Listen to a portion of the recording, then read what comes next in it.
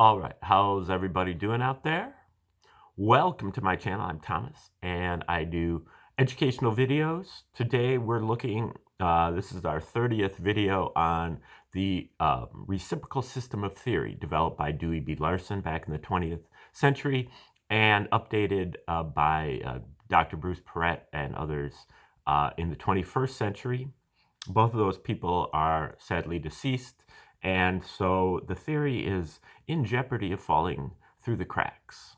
So we're going to try to rehabilitate it here because I think it's a very important theory, and it's a very leveling up theory because it gives people without a bunch of letters after their name with scientific degrees and stuff, the ability to do science, the ability to understand science. We don't have to defer to a bunch of pointy-headed nuclear physicists or astronomers or whatever to be able to understand how this universe operates, even technically. So that's why we're getting into this, one of the reasons. And right now we're doing, I believe this is the 8th video on his book called Beyond Space and Time. This is his last book, put out after he died. And it's his only book really on metaphysical stuff. Most of his books are on chemistry and physics and astronomy. But he's got a couple books on economics. But this is really the real squishy stuff, the religion and the philosophy and psychology, things like that. Now, we were talking in the last episode here about chapter 5, and in chapter 5, he's trying to attempt to talk to us about what life is. And now I'll just go through a very basic thing about the theory again. The universe is his first postulate, the basic part of the theory. The universe is composed entirely of motion. And let me just make sure I read it exactly. First postulate, the physical universe is composed entirely of one component, motion, existing in 3 dimensions, in discrete units, and with 2 reciprocal aspects, space and time. Okay, now that is the nuts and bolts of his theory. It took him 20 years to develop that. Then once he developed the theory, the postulate, there's another postulate too, which is more in dispute and less germane. But he takes a deductive process and he says, well, if this, then that, if this, then that, if this, and that. And he constructs a full theoretical universe out of that postulate. Okay, like if this postulate is true, then the universe looks like this. Because if this, then that, if this, then that, if this, then that. Okay, so what he eventually comes up with is, if the universe is composed of motion, meaning it's not composed of matter, it's not composed of energy, it's composed of motion, and motion is the relationship between space and time, which are reciprocals of each other, and they both have 3 dimensions, or they exist in 3 dimensions. Now, in Einstein's universe, the speed of light is the maximum speed of the universe. In Larson's universe, the speed of light is really like the neutral point. Meaning that there is a universe moving faster than the speed of light, as well as the universe that we're familiar with that's moving slower than the speed of light. So we're kind of over here in this slower than the speed of light universe, which he calls the material sector. Also calls it sector 1.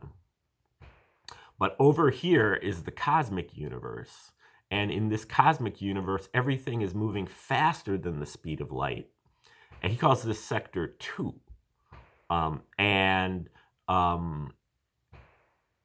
We don't know really anything about sector 2. But we know a lot about sector 1 because we've measured it and we've observed it and we've come up with theories about it. And what he's really saying is that when there is a reciprocal relationship between space and time, that means that everything that we know about the material universe can be applied to this cosmic universe. The only thing that you have to do is you have to reverse the roles of space and time. So, when you have something over here, you also have it over here. It's just that the roles between time and space are inverted. Okay, so that is kind of where he's coming from, and that is where we're going to pick him up here, where he's talking in chapter 5 about life. And okay, here he says, a theory that has been established as accurate knows no limits, meaning it can penetrate into the, unknown realms, other than those resulting from the finite capacity of the human minds that develop its consequences. He's basically saying that his theory is correct, but whether he applied it correctly or not is another matter, and that, because he has finite capacity to develop it. But the theory is correct. So, the more human minds that are employed on this task, the better this theory is going to be. Now, because of the finite limits to that capacity, it cannot be claimed that all of the details that will be discussed in the pages which follow have been established with certainty. But there is no element of uncertainty in the general conclusions. The theoretical situation in general is clear and unequivocal.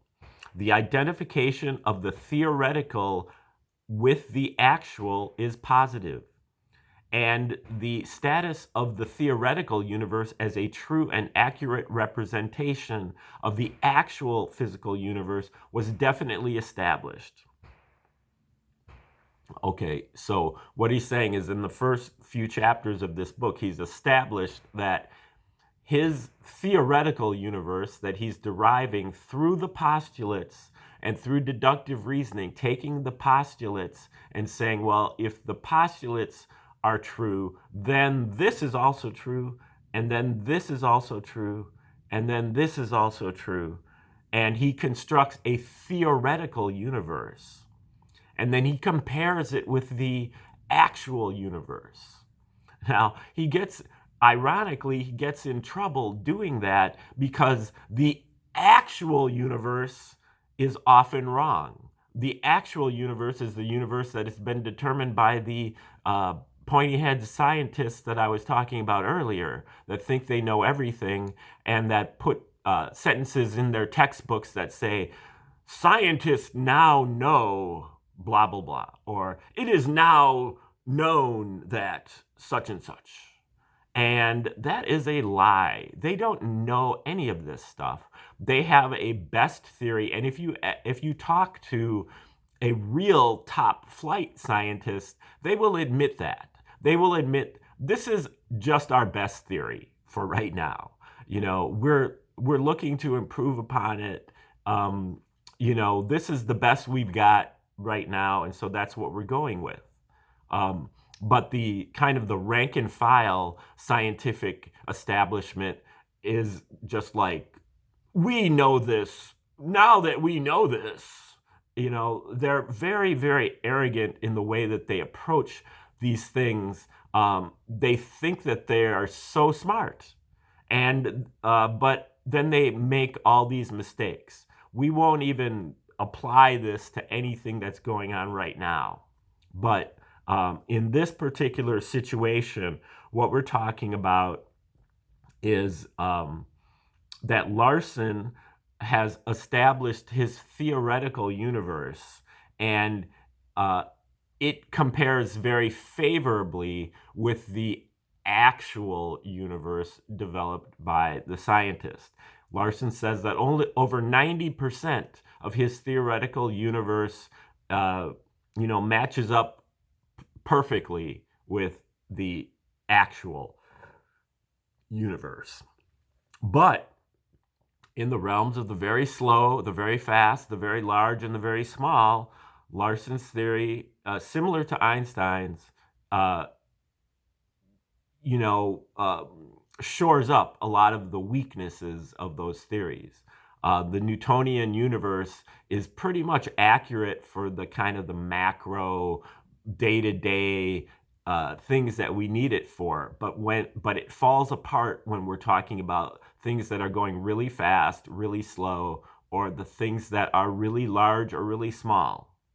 And that's where Larson provides a better alternative than Einstein's in kind of clearing up those discrepancies. And that's why Larson has a book that's called Beyond Newton, because that's where Larson really starts his correction. It's not beyond Einstein. Einstein is more or less kind of put on the scrap heap here by Larson, except for E equals mc squared. And okay, so now he says that we are therefore on firm ground in concluding that the characteristics of a living organism, which he calls level 2, not to be confused with sector 2, that's where Larson really has problems, is with his terminology. He makes it very confusing. You can't really blame him, because he's trying to do science, but he has to come up with a whole new language as well.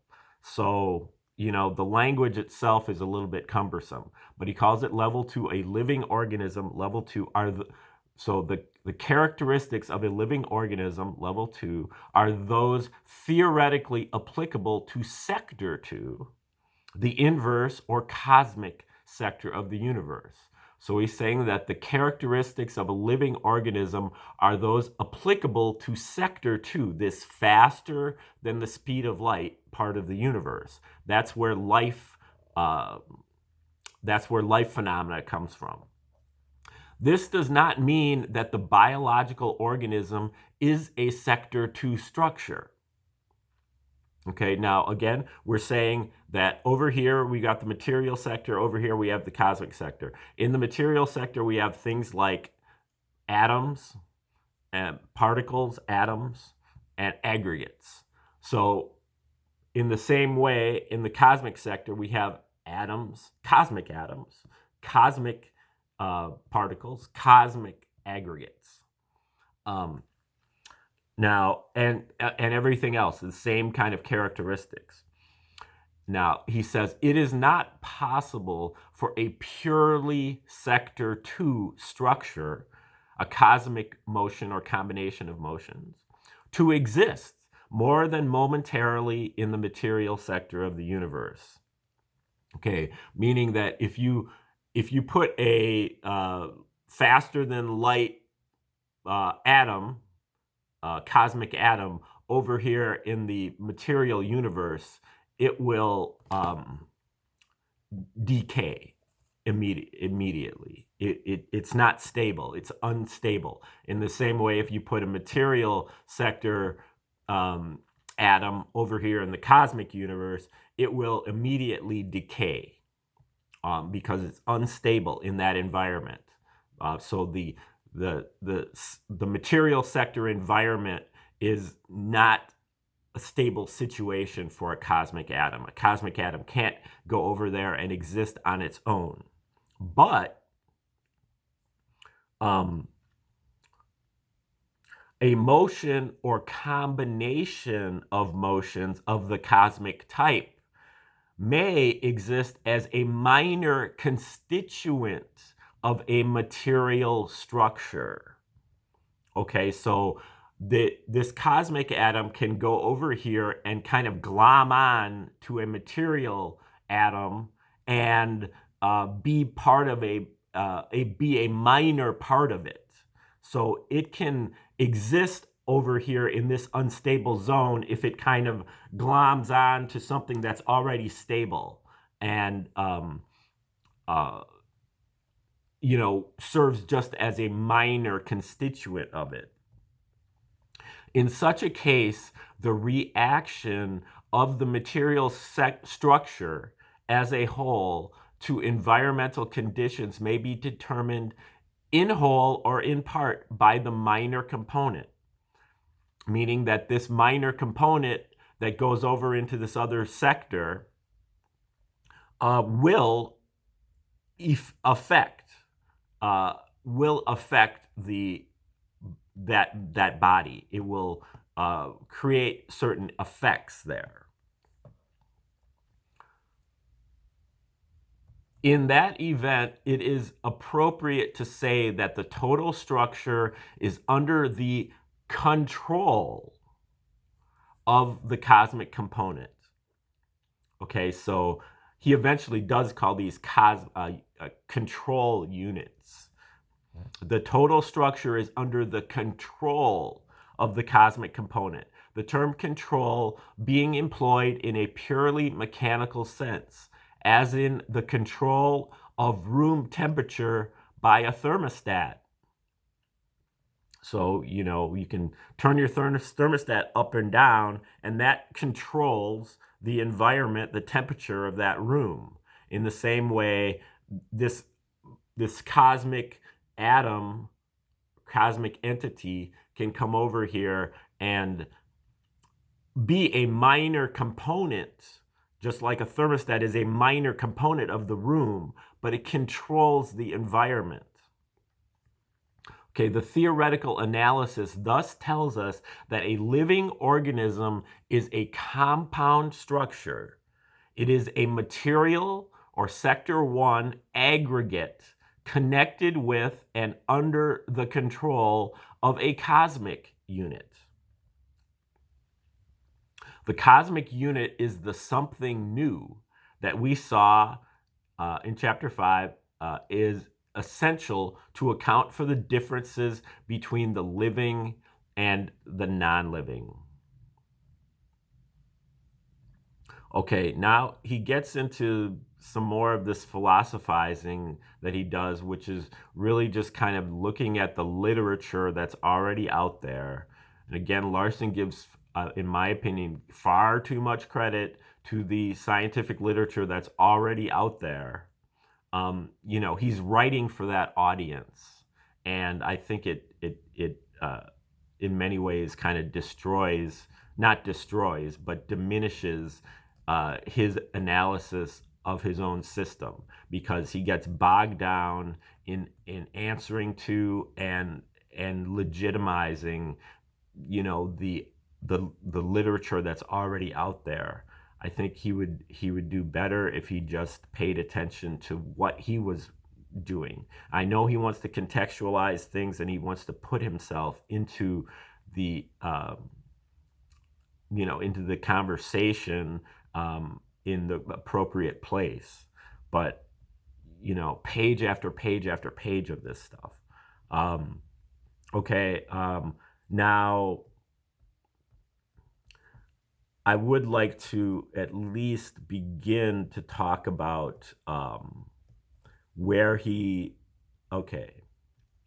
It is clear from the theoretical considerations that the inanimate structure with which the Sector 2 unit is associated must be a relatively large and complex compound in order to have the Sector 2 unit as a minor component. This conclusion is corroborated by the observed fact that the polynucleotide, the giant organic molecule which is the basis of life as we know it, is the end product of the process of increase of complexity by means of aggregation.